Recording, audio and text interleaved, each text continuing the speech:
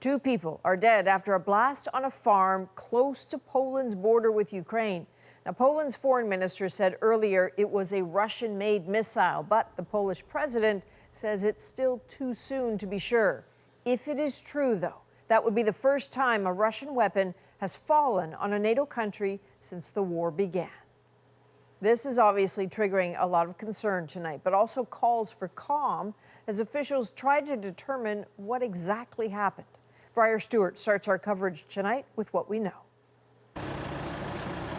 For months, emergency crews have responded to explosions in Ukraine, but this is just across the border in Poland. A blast at a grain facility killed 2 people. Poland says it's too early to say who fired the rocket that hit the site. The Polish government convened an emergency meeting. We have just decided a moment ago an increased readiness of some military units in Poland. Poland's president said the country will likely invoke NATO Article 4 Wednesday, calling on members to discuss any concerns raised by a country. Officials from NATO Baltic nations are vowing to defend every inch of NATO territory, but the language from other countries, including Canada, is more cautious. We're following up the situation very closely, and of course, we'll be having important meetings today with allies. U.S. President Joe Biden spoke with Poland's president and promised to support the investigation. U.S. officials also can't confirm Russia fired the missile.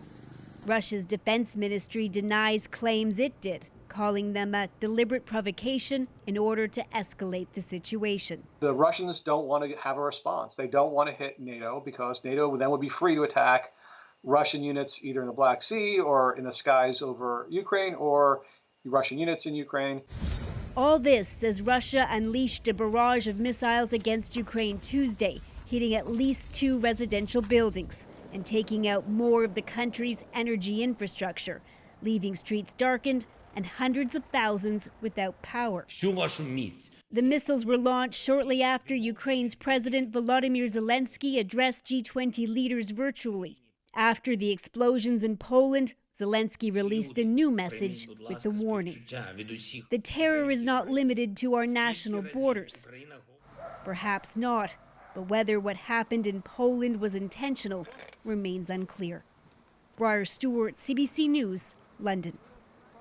So let's bring in David Common now, who's in Ottawa. David, I know you know that border very well. You've flown over it in AWACS. The first priority here, figuring out what happened. Walk us through the possibilities. Well, 2 possibilities are who really fired it. The first being, was it a Russian missile that went off target and into Poland, or was it a Ukrainian missile that was trying to take down a Russian missile that itself went off target? Quite likely, this was an accident. The early assessments pointing towards that, not intentional, not striking a target of particular military value. But it also seems in some ways that this was inevitable given the amount of activity that happens along that border, the weapons shipments, the increasing levels of attacks from the Russians recently. Quite likely it was an S-300 missile. That's a missile that's operated by both sides. And so the forensics work will now be underway to try to figure out who fired it. So, David, given all that, what are the options on the table when NATO meets?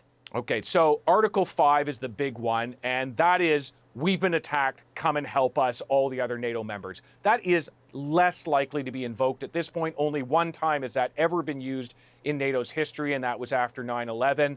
More likely is Article 4, which is basically a signal that says, our territorial security has been threatened. What are we as an alliance going to do? And it will be quite likely a strong signal to Russia that this can't happen again. All right, David Common in Ottawa. Thanks, David. Thank you.